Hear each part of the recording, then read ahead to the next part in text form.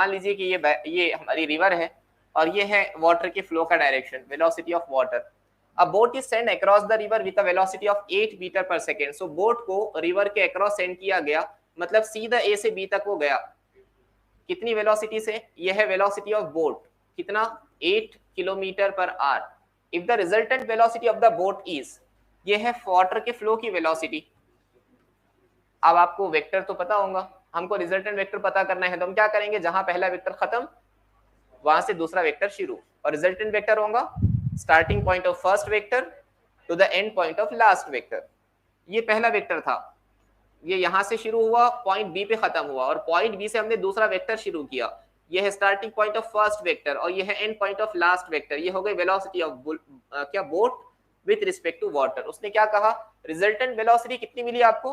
Resultant velocity मिली 10। Triangle बना दीजिए, ये कितना है 8, ये हमको पता नहीं, और ये कितना है 10। ये कौन है? वेलोसिटी ऑफ रिवर, ये है वेलोसिटी ऑफ रिवर। कैसे पता करेंगे? एंगल 90 आपको तो पता होगा, पाइथागोरस थ्योरम। 10 का square is equal to 8 square plus x square, मतलब 100 is equal to 64 plus x square, मतलब x square is equal to 100 minus 64, मतलब 36 किलोमीटर, सॉरी 36, ये हो गया x square, that means x is equal to under root 36, मतलब 6 kilometre per hour.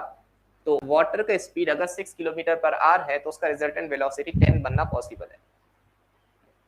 तो ये basically उसका क्वेश्चन था, किसका? स्केलर्स एंड वेक्टर का। तो ये क्वेश्चन आप स्केलर वेक्टर में भी देखेंगे, रिवर बोट वाले स्केलर वेक्टर के अंदर भी देखेंगे। बेसिकली इसके अंदर वेक्टर एडिशन ही होता है।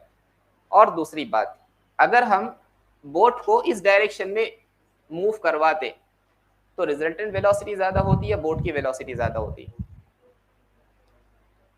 इस क्वेश्चन को थोड़ा बहस में लेकर आते हैं, आपकी अंडरस्टैंडिंग और क्लियर हो सकती है। वैसे हमारा आंसर आ गया, हाँ, अगर किसी को ये समझ गया तो काफी है।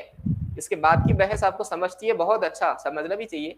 लेकिन नहीं समझी तो ऐसा मत समझो कि आपको टॉपिक नहीं आ रहा। वैसे समझ ही जाएंगे, क्या मुश्किल होता है, फिजिक्स तो आसान ही होता है। ए से बी तक आप मोशन कर रहे हैं, मान लो ये आपका वेलोसिटी है, आप बोट को इस डायरेक्शन में मूव करवाते हैं, and this is the velocity of river. अगर ये दोनों है तो रिजल्टेंट ऐसे डायरेक्शन में बना, तो इस केस में क्या वेलोसिटी, रिजल्टेंट वेलोसिटी ज्यादा या बोट की वेलोसिटी ज्यादा?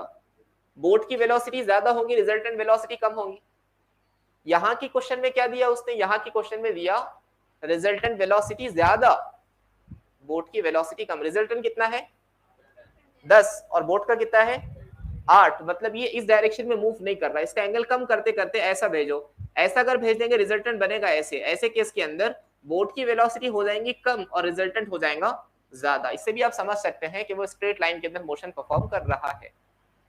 वैसे उसने वर्ड भी मेंशन किया अक्रॉस, मतलब आपको स्ट्रेट लाइन के अंदर उसको भेजना चाहिए था। आगे समझ में?